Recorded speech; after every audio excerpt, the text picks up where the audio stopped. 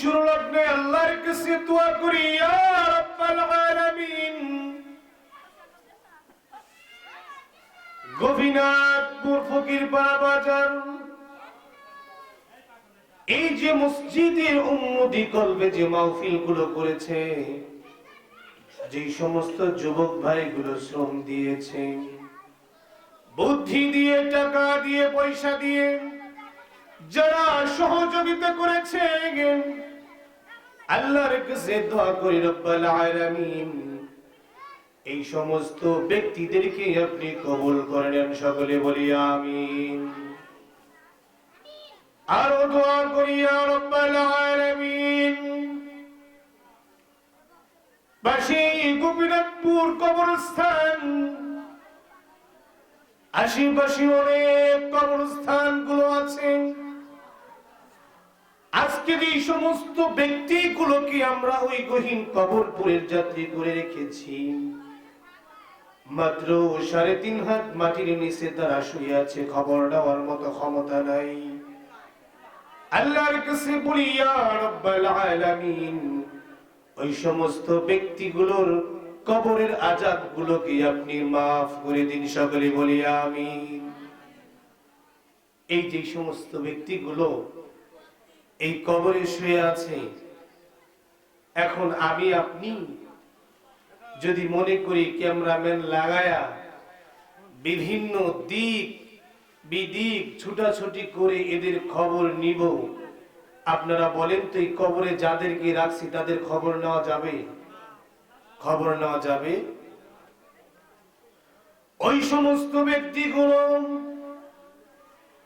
এত অসহায়ের মধ্যে পড়ে গিয়েছে,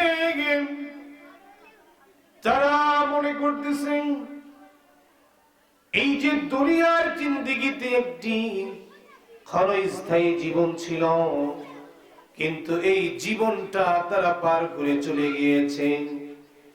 একদিন নয়, 2 দিন নয়, একবার নয়, 2 বার নয়, লক্ষ লক্ষ কোটি কোটি বার যদি আল্লাহর কাছে ফরিয়াদ করি, ইয়া আল্লাহ আপনি আমাদেরকে আবার ওই দুনিয়ার জিন্দেগিতে ফেরত পাঠান, আমরা ওই দুনিয়ার জিন্দেগিতে গিয়ে ভালো ভালো কাজ করে আবার মৃত্যুবরণ করতে চাই। এই সুযোগ কি আছে? সুযোগ আছে? কোন সুযোগ থাকবে না। এই জন্য মুসলমান দুনিয়ার জিন্দেগিতে কিছু মানুষগুলো আফসোস করে, আবার কিছু মানুষগুলো মরার পরে আফসোস করবে। জোরে বলেন কি করবে? মরার পরে আফসোস করবেন। 9টি জিনিস নিয়ে মানুষ আফসোস করবে। আল্লাহকে বলবেন, ইয়া আল্লাহ এই 9টি জিনিস যদি আমি দুনিয়ার জিন্দেগিতে করে আসতাম, মরার পরে এই মানুষ 9টি কেন আরো বেশি বেশি যদি আফসোস করে, এই আফসোস গুলো কাজে আসবে না। চিল্লায় বলেন ঠিক কিনা? মানুষগুলো 1 নাম্বার আফসোস করবেন, ইয়া লাইতানি কুনতু তুরাবা। এই মানুষগুলো আফসোস করবেন, আয় আল্লাহ দুনিয়ার জিন্দেগিতে আমি যদি মাটি হয়ে যেতাম। জোরে বলেন কি হয়ে যেতাম? এই বিষয়গুলো আপনারা মনে রাখার চেষ্টা করবেন। ওইখানে মাইকম্যান কাজ করুক, আপনারা এইদিকে তাকান। 1 নাম্বার আফসোস মানুষ কি করবে? আমি যদি মাটি হয়ে যেতাম। ইয়া লাইতানি কদ্দামতু লিহায়াতি। এই মানুষগুলো বলবেন, হায় আফসোস আজকে যদি আমি মাটি হয়ে যেতাম, তাহলে আমার তো আর হিসাব দেওয়ার কোনো প্রয়োজন হইতো না। এই জন্য মুসলমান আল্লাহ রাব্বুল আলামিন দুনিয়ার জিন্দেগিতে 2টি জাতিকে একমাত্র কেবলমাত্র তার ইবাদতের জন্য বানিয়েছেন। ধরে বলেন কয়টি জাতি? 2টি জাতি। ওমা খালাকতুল জিন্না ওয়াল ইনসা ইল্লা লিয়াবুদুন। দুনিয়ার কোন গরু ছাগলের হিসাব হবে না,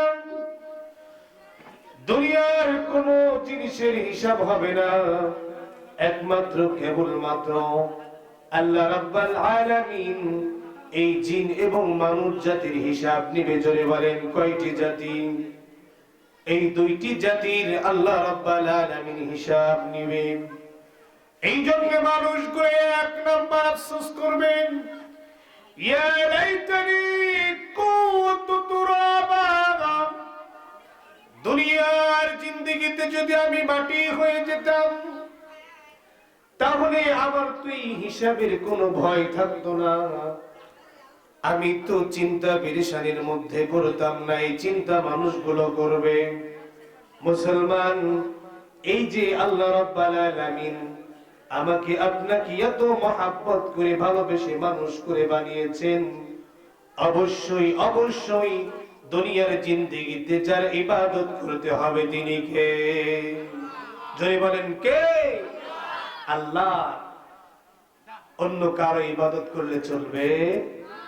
একমাত্র কেবলমাত্র ইবাদত করতে হবে আল্লাহ। আর এই মানুষগুলো এক নাম্বার আফসোস করবে, দুনিয়ার জিন্দেগিতে আমি যদি কোনো কিছু না, এই যে দুনিয়ার জিন্দেগিতে আমি যদি মাটি হয়ে যেতাম তাহলে আমার চাইতে সৌভাগ্যবান মনে হয় আর কোনো কিছু হতো। কারণ মাটির হিসাব নাই, কিন্তু মানুষকে কি করতে হবে? হিসাব দিতে। দুই নাম্বার মুসলমান ইয়াকুলু ইয়া লাইতানি কদ্দামতু লিহায়াতি, এই মানুষগুলো বলবেন, হায় আফসোস, আমি যদি আমার এই জীবনের জন্য অগ্রিম কোনো কিছু পাঠাতাম।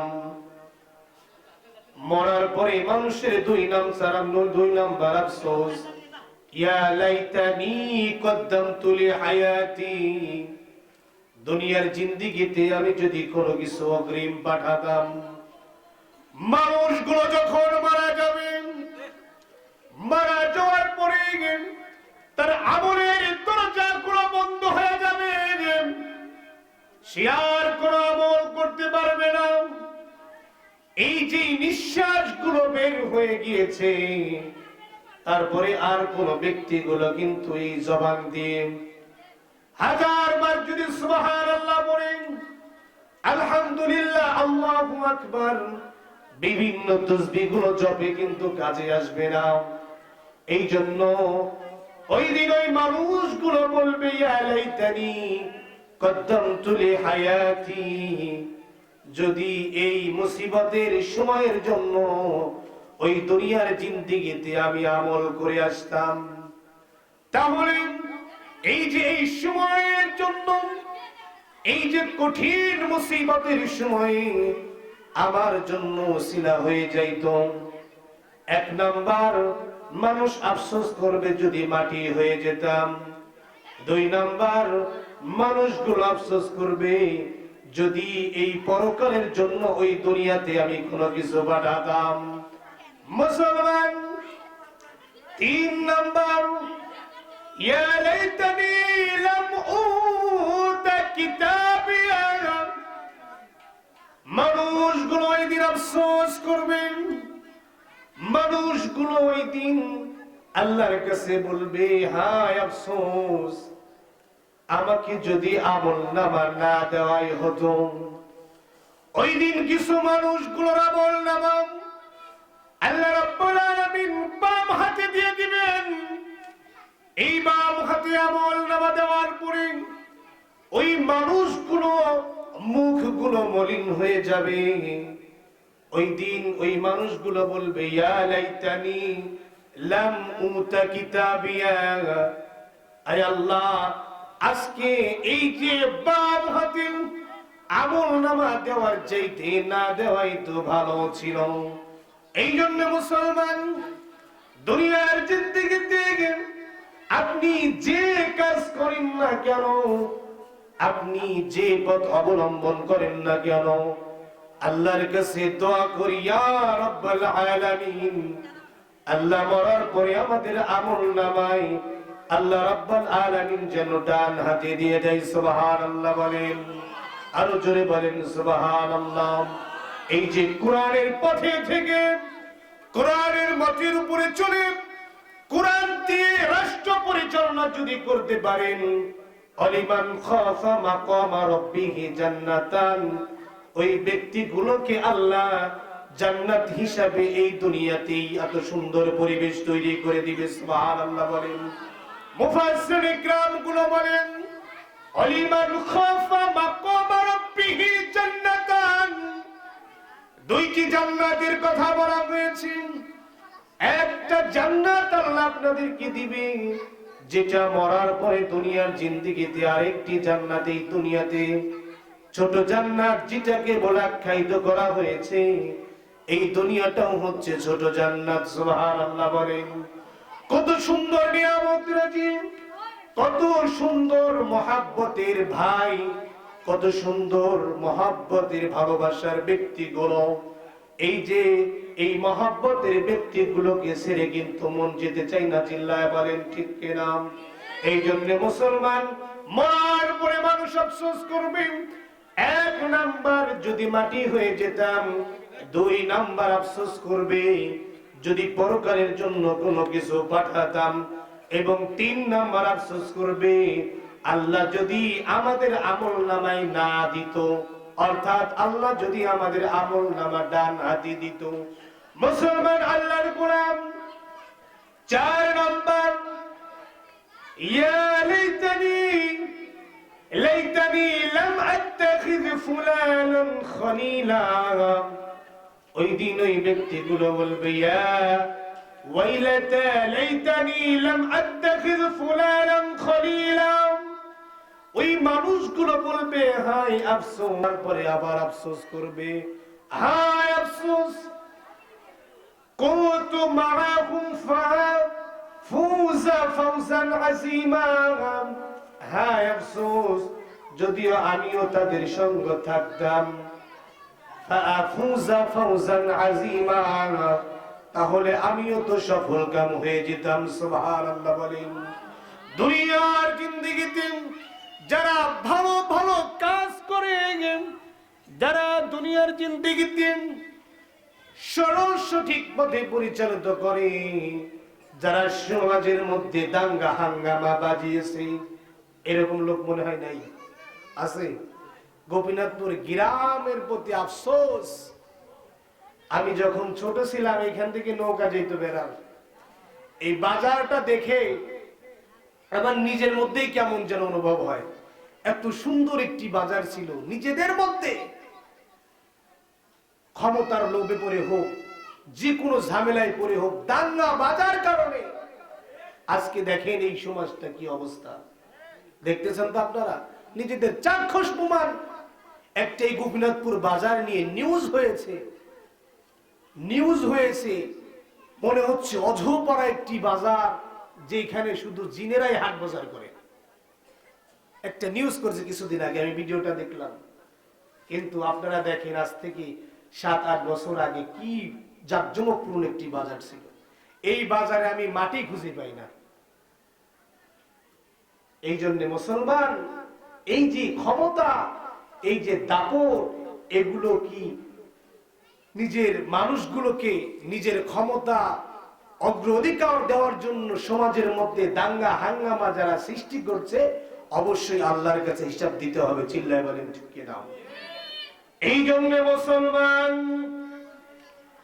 ইয়া লাইতানি কুনতু মাআহুম ফাফুযা ফাওজান আযীমা, মানুষগুলো আফসোস করবে হায় আফসোস যদি আমি ওই সমস্ত ব্যক্তিদের সাথে থাকতাম, সমাজের মধ্যে যারা 5 ওয়াক্ত নামাজ পড়েছে, ইসলামী বিধি বিধানগুলো যথা নিয়মে পালন করেছে, ওই সময় এই মানুষগুলো আফসোস করবে যদি আমরা এই অবস্থাতে থাকতাম। ফাফুযা ফাওজান আযীমা, মনে হয় আমার চাইতে সৌভাগ্যবান আর ব্যক্তি আল্লাহর জমিনের একজন হতো না। বক্তা চলে এসেছে, আমি খুব সংক্ষেপেই আমার আলোচনার ইতি টানবো, এই জন্য মনোযোগ সহকারে শুনেন। তাকবীর দিলাম না, কারণ পরিচিত মুখ। আসসালাম।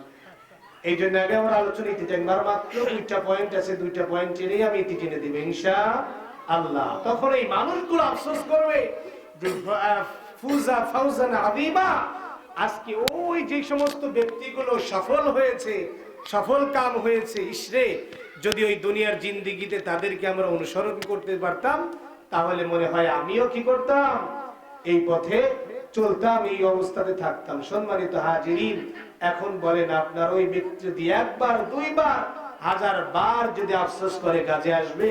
কাজে আসবে না।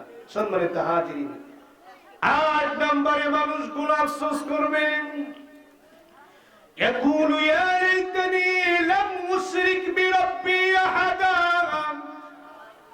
মানুষগুলো আফসোস করবেন, হায় আফসোস, আমি যদি আমার প্রতিপালকের সাথে কাউকে শরীক না করতাম। আমরা সমাজে চলতে গেলে বিভিন্ন ভাবে আল্লাহর সাথে বিভিন্ন বস্তুগুলোকে শরীক সাব্যস্ত করি। ওই দিন মানুষগুলো আফসোস করবে, হায় আফসোস, আমি যদি আমার প্রতিপালকের সাথে কাউকে শরীক না করতাম। ওই দিনেই আফসোস করে কোনো কাজে আসবে না মুসলমান। 9 নম্বর মানুষগুলো আফসোস করবেন, ইয়া লাইতানা নুরাদ্দু ওয়ালা নুকাযযিবা বিআয়াতি রাব্বিনা ওয়া নাকুনা মিনাল মুমিনিন। ওই মানুষগুলো আফসোস করবে, হায় আফসোস, আমাদেরকে যদি আমরা এই আল্লাহ রাব্বুল আলামিন দুনিয়ার জিন্দেগিতে এই সমস্ত নিদর্শনগুলো দিয়েছিলেন, এই নিদর্শন কুসমূহকে যদি আমরা অস্বীকার না করতাম, ওয়া নাকুনা মিনাল মুমিনিন, আর আমরা এই অস্বীকার করার না কারণে মুমিনদের সাথে অন্তর্ভুক্ত হয়ে যেতাম। সুবহানাল্লাহ বলেন। এই জন্য মুসলমান, দুনিয়ার জিন্দেগিতে ক্ষণস্থায়ী, ক্ষণস্থায়ী সময় পেয়ে দাপট দেখানো যাবে না। ক্ষণস্থায়ী সময় পেয়ে, হায়াত পেয়ে নিজের ক্ষমতা জারি করা যাবে না। দুনিয়ার জিন্দেগিতে আপনি এমন ভাবে নতজানু হয়ে চলেন যেন আপনি দুনিয়ার মুসাফির, কি যেন হারিয়ে গিয়েছেন, আপনি দুনিয়ার জিন্দেগিতে বুঝতেছেন। এই জন্য মুসলমান, যেই বিষয়গুলো বললাম এর উপরে মানুষ আফসোস করবে, ওই দিন এই মানুষের আফসোস গুলো কাজে আসবে না। সম্মানিত হাজিরিন, এই আফসোস মানুষগুলো করবে কিন্তু কোনো কাজে আসবে